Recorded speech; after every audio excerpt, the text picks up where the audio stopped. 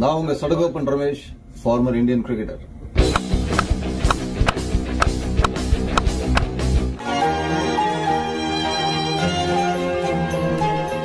வணக்கம் சக.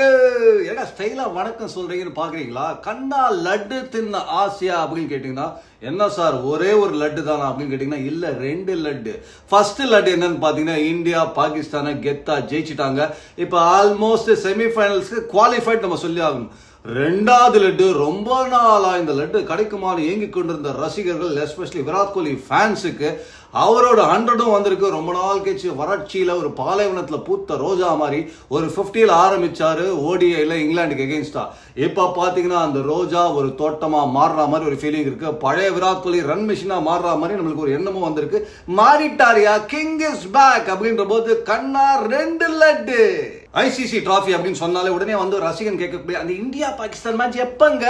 அன்னைக்கு நான் ஆஃபீஸ்க்கு லீவு போடணுமா, ஸ்கூலுக்கு மட்டும் போடணுமா, இல்ல எனக்கு வேலையெல்லாம் நிறுத்திட்டு உட்காந்து மேட்சை பார்க்கணுமான்றத பிளான் பண்ணணும் அப்படின்றது போக, சண்டேயா ஹாலிடே அன்னைக்கு தான் அந்த மேட்ச் வைப்பாங்க அப்படின்னு சொன்னா, அப்பா சண்டேவா குடும்பத்தோடு இல்லை நண்பர்களோடு அந்த மேட்சை நாங்கள் வந்து பார்க்கணும். அதற்கு காரணம் அது ரொம்ப ரொம்ப ஸ்பெஷல் மேட்ச், நானா நீயா அப்படின்னு போட்டி போடுற மேட்ச் அப்படின்ற போது இந்த மேட்சை பத்தி பேசுறதுக்கு நானும் ஒரு ஸ்பெஷல் ஆளை கூட்டின்னு வரல. நானா நீயா அப்படின்னு சொல்லும் போதே உங்களுக்கு தெரியும் அது யாருன்னு பாத்தீங்கன்னா நம்ம நானி வந்திருக்க அந்த மேட்சை பத்தி பேசுறதுக்கு, என்னோட டிஸ்கஷன் பண்றதுக்கு, உங்களுக்கும் பேசுறதுக்கு சகோ.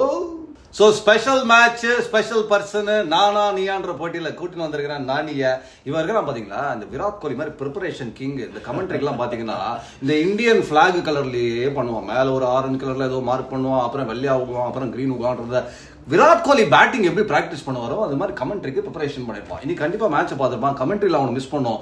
ஆனா அவங்களுக்கு கமெண்ட்ஸ் எங்க நம்ம கேட்க போறோம். மேட்ச் எல்லாம் பாத்தியா? ஃபேண்டாஸ்டிக். வணக்கம் சொல்றேன் வியூவர்ஸ். வணக்கம் மரியாதை. என்னுடைய க்ளோசஸ்ட் ஃப்ரெண்ட் ரமேஷ். சோ ரமேஷோட ஷோ பண்றதுல ரொம்ப ரொம்ப ஹாப்பியா இருக்கேன். அண்ட் ரமேஷை பத்தி சொல்ல, பாகிஸ்தான்னாலே எனக்கு ரமேஷ் தான் வந்து ஆக்சுவலா பாத்தீங்கன்னா அந்த ஸ்பிரிட்டே கொண்டு வந்தது 99 அந்த டெபுல. சோ அதுக்கப்புறம் 2001 சீரிஸ் அந்த மாதிரி மேல மேல மேல மேல மேல அதுக்கும் மேல ஐ படம் கதை தான் சொல்லணும். அதுக்கு மேலனா ஆனா இது நானி ஃபர்ஸ்ட் நீ பாத்தா இன்னைக்கு வந்து டாஸ் வின் பண்ணோடனே பாகிஸ்தான் வந்து பேட்டிங் அப்படின்னு சொன்னோன்னே கொஞ்சம் நல்ல மேட்சா இருக்கும் போல இருக்கு. ஏன்னா பாகிஸ்தான் வந்து சேசிங்ல ரொம்ப வீக்கா இருப்பாங்க. ஒரு டீசன்ட் ஸ்கோர் எடுத்தா வந்து டிஃபெண்ட் பண்றதுக்கு ஒரு வாய்ப்பு இருக்கலாம்னு யோசிச்சோம். ஆனா ஆரம்பிச்சது பாத்தீங்கன்னா இன்னைக்கு பாபர் அசம், நம்ம டாஸ்ல இருந்தே போவாங்க. பாபர் அசம் ஆரம்பிச்ச போது இன்னைக்கு ப்ராபபிளி போன மேட்ச் ஸ்லோவா ஆடினார்னு ஒரு இது இருந்தது அவங்க மேல கிரிட்டிசிசம். அதை தாண்டி வந்த போது நடுவில் டூ மெனி டாட் பால்ஸ் திருப்பி ஒரு பிரச்சனையா இருந்திருக்குன்னு நினைக்கிறேன். இந்த மேட்ச் பாத்தீங்கன்னா 25 ஓவர் டாட் பால்ஸ் ஆடி இருக்காங்க. அதுதான் சரி கூட்டிருக்கா. அது மட்டும் இல்ல, ஆக்சுவலா நீங்க வந்து பாடி லாங்குவேஜ் அது பார்த்தாலே வந்து வரும்போதே பாத்தீங்கன்னா வந்து இந்தியன்ஸ் எல்லாரும், அதுவும் நம்ம ஸ்ரேயஸ் ஐயர் கேட்கவே வேணாம், விவியன் ரிச்சர்ட்ஸ் எப்பவுமே ஸ்ரேயஸ் ஐயர் 0 அடிச்சாலும் சரி. எனக்கு நாடிக்கு ரொம்ப பிடிக்கும் ஸ்ரேயஸ் ஐயர். நீங்க நடந்து வரது பாத்தீங்கன்னா 100 அடிச்சாரா 50 அடிச்சாரா 0 அடிச்சாரா, ஆனா ஒரே பாடி லாங்குவேஜ் கெத்தான பர்சனுக்கு. சோ அந்த மாதிரி பாடி லாங்குவேஜே வந்து பாத்தீங்கன்னா அவங்க வந்து ஸ்ட்ரெயிட்டாவே மேட்சுக்கு வரதுக்கு முன்னாடியே வந்து அதை லூஸ் பண்ணிட்டாங்க. அங்கேயே கேலி அவங்க. பட் என்னன்னா ஒரு கிரேட் அட்வான்டேஜ் அவங்களுக்கு வந்து டாஸ் வின் பண்ணிருந்து. ஏன்னா பாகிஸ்தானுடைய ஒரே சான்ஸ் வந்து win the toss, bat first, ஒரு 270 275 ஆன் போர்ட். அதை டிஃபெண்ட் பண்றதுக்கு அவங்க போலிங் ஓகேவா இருந்திருக்கும். பட் அங்கேயே வந்து அந்த டாஸும் வந்துட்டு கூட நீங்க வந்து இந்த மாதிரி தள்ளி தள்ளி அது எப்படின்னா அவங்க வந்து ஏதோ பர்சனலா ஆடுற மாதிரி இருக்கு. எனக்கு பாபர் அசாமா நீங்க ஆடிந்து பார்த்தா ஒரு 80-60 ஸ்ட்ரைக் ரேட்ல அது ரொம்ப கிரைம் நானி. ஏன்னா அது 320 ஜெய்சிங்ல போது நீங்க அந்த மாதிரி இன்னைக்கு ஆக்சுவலா ப்ராபபிளி அது மேல ஒரு குற்றச்சாட்டு இருந்ததுனால தான் இன்னைக்கு கொஞ்சம் டப்பட்டு 2-3 ஷாட் ஆடினாரு, கம்ஃபர்டபுளா வந்தார். அதான் என்னன்னா 50 ஓவர்ல 25 ஓவர் டாட் பால் ஆடி இருக்காங்க. இது பாத்தீங்கன்னா ஒரு கட்டத்துல 17 ஓவர்ஸ்க்கு அப்புறம் 17-18 ஓவர்ஸ்க்கு அப்புறம் நான் ஸ்டாட்ஸ் செக் பண்ண போது இந்த ஸ்டாட்ஸ் குறிக்கே சொல்றேன். 17 ஓவர்ஸ்க்கு அப்புறம் 69 டாட் பால் பாகிஸ்தான் ஆடி இருக்காங்க, 57 டாட் பால் இந்தியா ஆடி இருக்காங்க. ஆனா வித்தியாசம் என்னன்னு பாத்தீங்கன்னா அந்த மீதி 12 பந்து பவுண்டரியா கன்வெர்ட் ஆயிருக்கு இந்தியாவுக்கு, அவங்களுக்கு பவுண்டரியாவும் கன்வெர்ட் ஆகல அப்படின்ற போது அதுதான் ஒரு சர்க்கிள் ஆகுது. ஆக்சுவலா இந்தியன் போலர்ஸ் நம்ம அப்ரிஷியேட் பண்ணி ஆகணும். அதாவது 3 லெஃப்ட் ஆர்ம் ஸ்பின்னர்ஸ் வந்து யார் உன்னோட பிகாஸ் போலர் நீங்க? இன்னைக்கு ஹர்திக் பாண்டியா. ஏன்னா ஆக்சுவலா என்னன்னா அதுதான் வந்து அந்த ஏரியால தான் வந்து மேட்சை கை விட்டு போயிருக்கும். அதாவது இனிஷியலா நியூ பால் போட்டுட்டு ஓரளவுக்கு வந்து ஷமி இன்னைக்கு ஆஃப் கலர் டோட்டலி. ஏப்பா எனக்கு ஒரு டவுட் பா, நான் திருப்பி ஐ திங்க் உங்ககிட்ட சொல்லணும் யூஎஸ் கிட்ட சொல்றேன். ஷமி எனக்கு தெரிஞ்சு நாட் ஃபுல்லி ஃபிட். நான் எக்ஸாக்ட்லி அதாவது நீங்க போன மேட்ச் 5 விக்கெட் எடுத்தாரு எல்லாம் ஓகே தலைவர். அந்த பங்களாதேஷ்ன்றத நம்ம வச்சு ஷமியை இட போக கூடாது. Fantastic bowler no doubt. But அவருக்கு இன்னும் அந்த ஒரு நிகழ் இருக்கு. இன்னைக்கு போய் பாத்தீங்கன்னா காலையில உள்ள போனதுல நம்ம பார்த்தோம்.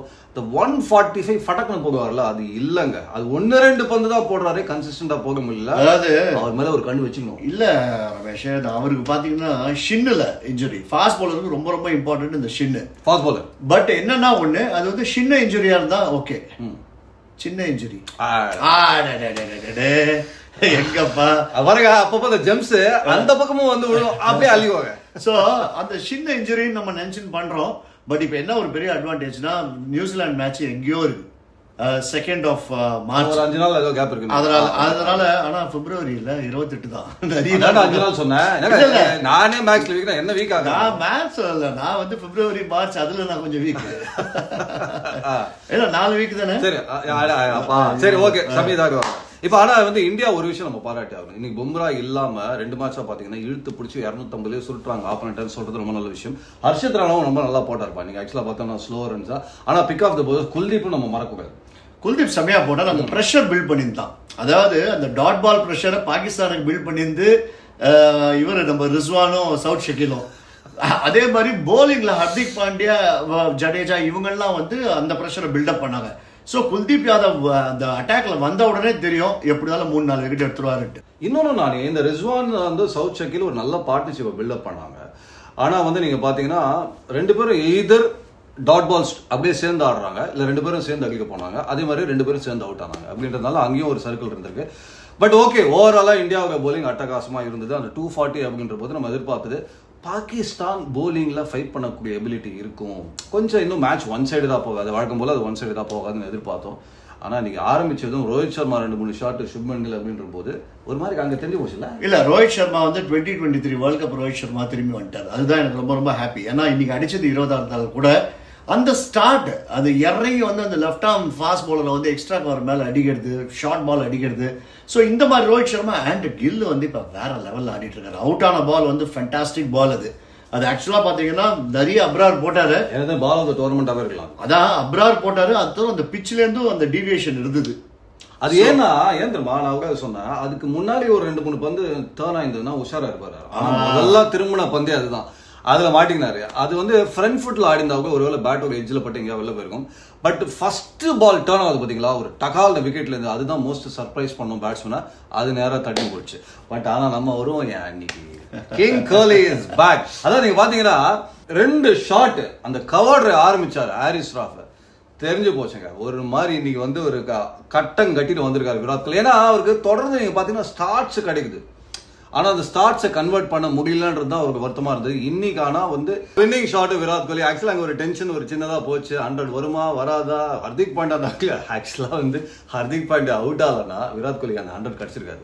ஏன்னா அவர் 2 பால் அசால்ட் ஆரம்பமா 2 6 அடிக்க முடியாது. அக்ஷர் பட்டேல் கொஞ்சம் அடக்கி வாசி ஆரம்பிச்சாரு.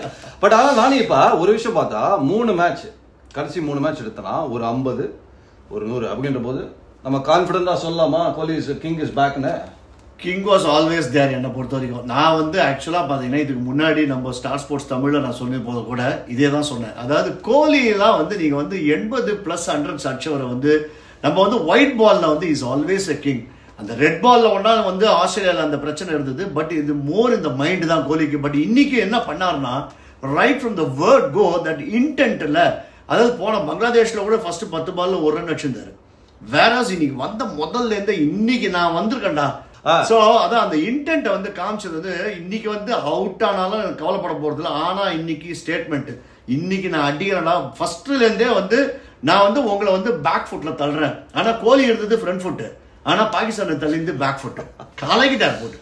ஆனா நான் ஒன்னே ஒன்று தான் சொல்லுவாங்க, அது ஐ திங்க் ஒரு ரிக்வெஸ்டாவே வைக்கிறேன் வியூவர்ஸ் கிட்ட. நீங்க பாத்தீங்கன்னா ஜென்ரலா இது வந்து நிறைய பேக்லாஷ் இருந்தது ரோஹித் சர்மா மேலேயும் விராட் கோலி மேலேயும் எக்கச்சக்கம் வந்து ஒரு பயங்கரமான இதெல்லாம் இருந்தது. நான் ஒரே ஒரு ரிக்வெஸ்ட் மட்டும் வைக்கிறேன். அதாவது ஜென்ரலாவே எந்த துறையை சேர்ந்தவராக இருந்தாலும் ஒரு சாதனை படைத்து பெருமை சேர்த்திருந்தாங்கன்னா இந்தியாவுக்கு அவங்களுக்கு ஒரு மினிமம் ஒரு மரியாதை நம்ம கொடுத்தாகணுங்க கண்டிப்பா.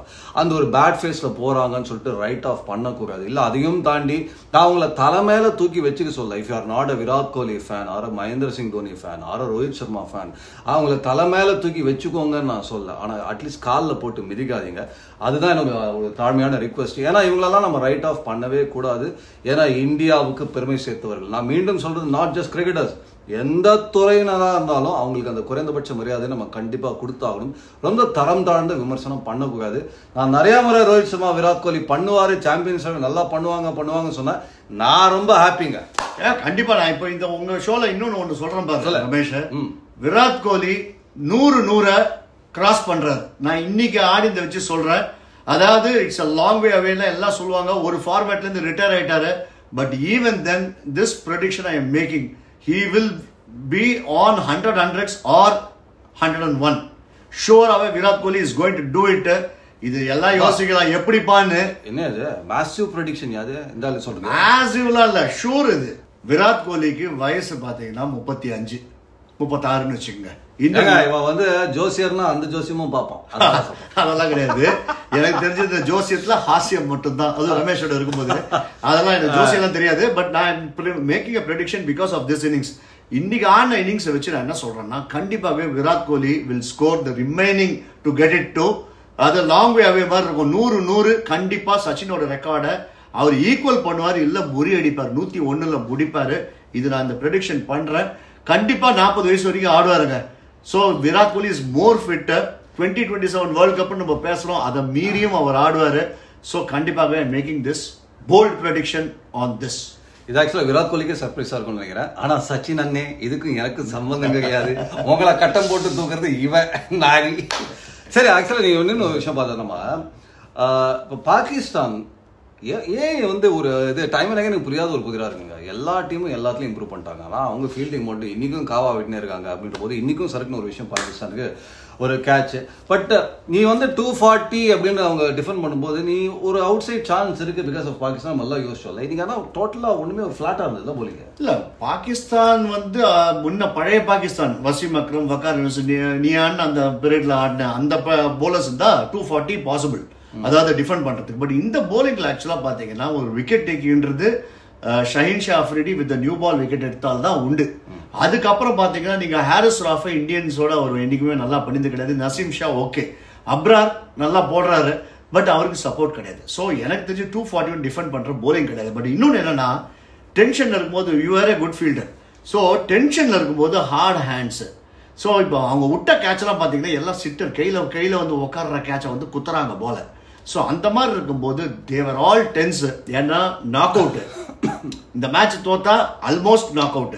எனக்கு காலிபா எப்படி ஓப் பண்ணுவாங்கன்னா, பாகிஸ்தான் வந்து பங்களாதேஷ் வந்து நியூசிலாந்து அப்செட் பண்ணணும்னு அவங்க இப்ப எப்படின்னா அடுத்த வீட்டுல எட்டி பார்க்க வேண்டிய ஒரு கட்டாயம் வந்தாச்சு. இப்ப ஊருக்கு போனாலே இப்ப யோசிச்சு பாருங்க, அவங்க தான் ஹோஸ்ட் நேஷன் அப்படின்னால குவாலிஃபை ஆளுனா செமிஸ்க்கு ஒரு மிகப்பெரிய சேலஞ்ச் இருக்கு. பட் நீங்க இன்னொரு விஷயம், நம்ம ஸ்ரேயா ஐயரை பாராட்டி ஆகணும். நீங்க பாத்தீங்கன்னா டைம் அண்ட் அகைன் ஓடிய அந்த சீரீஸ்ல முதல் மேட்ச் உங்களுக்கு ஞாபகம் இருக்கும், நான் 11லயே இல்ல விராட் கோலி அன்ஃபிட் நான் ஆடினேன் அப்படின்னு சொன்னது is not turned back. In fact அதுவே எனக்கு ஒரு சர்ப்ரைஸான ஒரு விஷயமா இருக்கு. அவர் எப்படி ஸ்ரேயா ஐயர் ஃபர்ஸ்ட் மேட்ச் ஓடி 11ல இல்லைன்னு சொல்லிட்டு. பட் ஆனா இப்போ ஒரு பிடிஸ்டார்னு சொல்லலாம். நம்பர் 4 சாலிடா பிலாங்ஸ் டு ஸ்ரேயா ஐயர். அதாவது ஒரு விஷயத்தை சார்ட் அவுட் பண்ணிருக்காரு, கிளியரா தெரியுது. அதாவது என்னன்னா, ஷார்ட் பால் 145 பிளஸ் அதை வந்து என்னால அடிக்க முடியும் சொல்லிட்டு வுட் அடிச்சிட்டாரு, ஆர்ச்சர் அடிச்சிட்டாரு, ஹாரிஸ் ராஃப் அடிச்சிட்டாரு. சோ இவங்க 3 பேர் தான் இப்ப வேர்ல்டுல குவிக்கஸ்ட். இவங்க 3 பேரையும் அடிச்சதுனால அந்த ப்ராப்ளம் வந்து almost chartered in white ball. அவரை நீங்க ரெட் பால்ல அவர் ஆடவே போறது இல்ல, ஒயிட் பால்ல it is charted out. So அவரு ஸ்பின்னர்ஸ் வந்து இந்தியாலே பெஸ்ட் பிளேயர். ஸ்பின்னர்ஸ் இந்த மாதிரி அடிக்கிறதுக்கு ஆளே கிடையாது இப்போதைக்கு. Destructive player of spin bowling. So அந்த மாதிரி இருக்கும்போது நம்பர் 4க்கு fantastic package, is here to stay. அதுக்கு இன்னொரு விஷயம் நீ பார்த்தீங்கன்னா, இந்தியாவுக்கு இப்போ வந்து அந்த மிடில் ஆர்டர் வந்து ரொம்ப பியூட்டிஃபுல் ஆடுறாங்க. நீங்க இங்கிலாண்டோக்கு நம்ம ஆடும் போது இங்கிலாந்து ஸ்ட்ரகிள் பண்ண ஃபேஸ் எங்கன்னா மிடில் ஆர்டர், அவங்களால ரொட்டேட் பண்ண முடியல. பாகிஸ்தானும் அதே தான் பண்ணாங்க. பட் ஸ்ரேயா ஐயர், விராட் கோலி இன்னைக்கு காலில் சக்கரம் கட்ட மாதிரி அந்த 1s and 2s பறக்கிறாங்க பார்த்தீங்களா. அதுல என்ன ஆகுதுன்னா, ஒரு 30 ரன் டக்குன்னு ஆட் ஆயிடுது, இண்டிவிஜுவலாவும் அவங்களுக்கு போயிடுது. இன்ஃபேக்ட் நிறைய பேர் விராட் கோலி வந்து அப்படி எழுந்து ஜிம் காலைல 4 மணிக்கு பண்றாருன்னா 4-6 இல்ல இந்த மாதிரி ஓடி இருக்கிறதுக்காக தான் ரெடி பண்ணிட்டு இருக்காரு. அதுவும் இது ஓடிஐ இல்ல, ஓடிதான். அப்ப இன்னொரு ஜம் எடுத்து வாங்கப்பா. ஓகே, இப்போ வந்து என்னன்னா எனக்கு தெரிஞ்சு நானி குவாலிஃபை ஆயிட்டாங்க இந்தியான்றதான் நான் சொல்லுவேன். என்ன கம்ஃபர்டபிள் பாயிண்ட்ஸ் பொசிஷன்லயும் நல்லா இருக்காங்க, லெஃப்ட் அண்ட் ரைட்ல செமையா இருக்காங்க. பட் நெக்ஸ்ட் இப்ப நம்ம பேச வேண்டியது நியூசிலாந்து மேட்ச்ல வந்து இப்ப நான் என்ன யோசிக்கிறேன்னா 1-2 பேர் ரெஸ்ட் பண்ணலாம். ஷமி வந்து ஃபுல் ஃபிட்டா இல்லன்றது எனக்கு ஒரு கொஞ்சம் டவுட் இருக்கு. ஒருவேளை அவருக்கு ஒரு நிகழ் இருக்கு அப்படின்றது சான்ஸ் எடுக்க வேணாம், நீ 5 நாள் டைம் இருக்கு, அதெல்லாம் ஓகே. பட் எங்கேயாவது ஒரு ஓய்வு கொடுக்கணும்னா இது ஒரு குட் மேட்சா இருக்கும். ஹர்ஷ்தீப் சிங் உள்ள இருக்கணும் வரலாமா? ஷோரா. அதாவது நீங்க வந்து ஆக்சுவலா 2 பேர் ரெஸ்ட் பண்ணலாம். நீங்க ஈவன் வருண் சக்கரவர்த்தி நீங்க எடுத்துட்டு வரலாம். ஏன்னா நீங்க வந்து இப்போ செமிஃபைனல்ஸ் ஆடும்போது ஒரு சவுத் ஆப்பிரிக்கா மாதிரி டீம்லாம் சவுத் ஆப்பிரிக்கால போய் 5 விக்கெட் எடுத்திருக்காரு. அவங்க வருண் சக்கரவர்த்தி பார்த்தாலே அவங்களுக்கு பயம். ஆஸ்திரேலியன்ஸ் இது வரைக்கும் பாத்தீங்கன்னா வருண் சக்கரவர்த்தி பயங்கர வார்ம் அப்லாம் பண்ணிருந்தாரு. அவர்லாம் அது கொஞ்சம் பயமுத்துறதுக்கு. ஆனா அந்த வார்ம் அப்ல நீங்க ஒண்ணு பாத்து அந்த லெவலுக்கு வந்துட்டாங்களா பாகிஸ்தான்? ஆமா, அந்த 2 கால்ல ஆனா ஒண்ணு பாத்தீங்களா, அவர் 2 கால்ல ஒரு ஸ்ட்ராப் மாதிரி கட்டியிருந்தாரு. அதுல வந்து பால வச்சு இப்படி காமிச்சிருந்தாரு. அவர் அந்த காலுக்கு ஏதோ எக்ஸசைஸ் பண்றாரு, ஆனா கையில பால இப்படி பண்ணியிருந்தாரு வருண் சக்கரவர்த்தி. ஓ வருண் சக்கரவர்த்தியா அப்படின்னு சொல்லிட்டு நம்மளுக்கு தான் பயமுறுத்துக்கு பும்ராவே வந்துட்டு போயிட்டாரு கிரவுண்ட்ல. ஐ திங்க் இன்னைக்கு வந்து பும்ரா வந்து அவார்டு வாங்க வந்திருக்காரு, ஐசிசி அவார்டு. அதை பத்தி கொஞ்சம் சொல்லுவா. அதான் ஐசிசி செம்மதான் எனக்கு தெரிஞ்சு ஒரு மாதிரி one of the greatest ever produce in the world Bumrah. அதை பத்தி ஒன்றும் டவுட்டே கிடையாது. பட் இன்னைக்கு என்னன்னா ஒரு வெள்ளை ஷர்ட், இப்ப என்ன மாதிரி ஒரு வெள்ளை ஷர்ட் போட்டு வந்தது.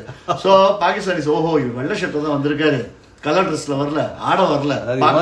பும்ராவா அந்த காலத்துல அத வந்து இன்டைரக்டா இல்ல நான் வெறும்ரா. சரி என்ன பண்றது, இவனை இன்டர்வியூ கூப்பிட்டு இதெல்லாம் கேட்க வேண்டியது. பும்ரா நான் வெறும்ரா. ஆனா இது இப்ப நான் வந்து ஒரு விஷயம் என்னன்னா ஹர்ஷ்தீப் சிங் நானும் எனக்கு மைண்ட்ல வருது, ஒரு முகமது ஷமி ரெஸ்ட் பண்ணணும்னா இங்க பண்ணுங்க தயவு செஞ்சு. அப்புறம் வருண் சக்கரவர்த்தி நீங்க ட்ரை பண்ணணும்னா பண்ணலாம். ரோஹித் சர்மாவுக்கு ஒரு நிகழ் இருக்கு, பட் என்னன்றது நம்ம தெரியல. பட் ஓவரால் ரிஷப் பண்ணிட்டு ஒரு வாய்ப்பு கிடைக்குமா அப்படின்றது அந்த கேள்வி வைக்கலாம் நம்ம. ஏன்னா எல்லாரையும் ரெடியா வச்சுக்கிறது ஒரு முக்கியமான விஷயமா இருக்கும் இல்லையா? இப்ப நான் $1 மில்லியன் கொஸ்டின் கேட்க போறேன், அதுக்கு நானே பதில் சொல்ல போறேன். அது நீங்களும் எழுதுங்க கமெண்ட் செக்ஷன்ல. சப்போஸ் இப்ப இந்தியா வந்து செமிஸ்க்கு வந்துட்டாங்க அப்படின்றத வச்சுக்கலாம். இந்தியா யார ஆடணும்னு நினைக்கிறீங்க செமிஸ்ல? ஆஸ்திரேலியாவா, சவுத் ஆப்பிரிக்காவா, இல்ல ஒருவேளை இங்கிலாந்து வந்தா இங்கிலாண்டா? அப்படின்னா இந்தியா யார ஆடினா ஈஸியா இருக்கும்னு நினைக்கிறீங்க செமிஃபைனல்ஸ்ல?